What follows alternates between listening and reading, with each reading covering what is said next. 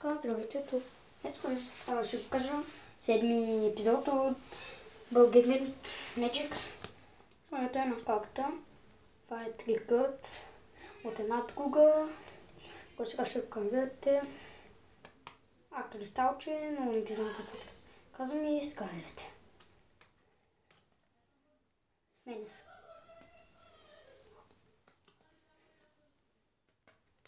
Така.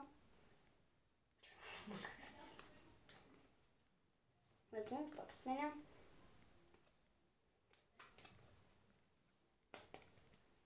И как става? Значи, много лесен трика, но е така както с двойно кице. Може да се направите, като залепите двете гърба за една карта. И така много пъти. Да е така равна. Ето видите, това гърба. И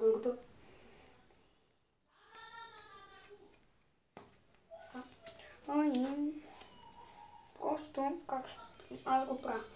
Нали хващаме така с пръст, върта, обаче при въртенето е места.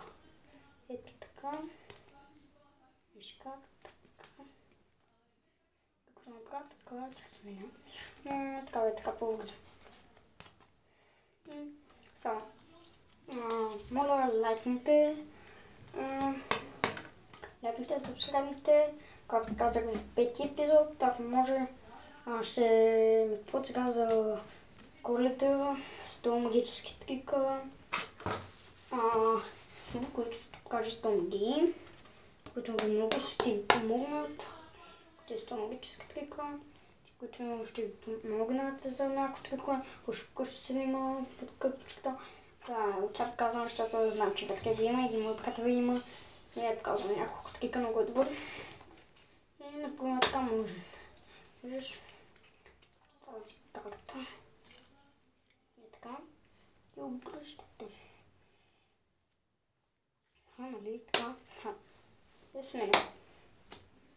Просто сега раздвоено лице. И това беше от мен. Това беше седми епизод, както казах. Чао YouTube и VBOX.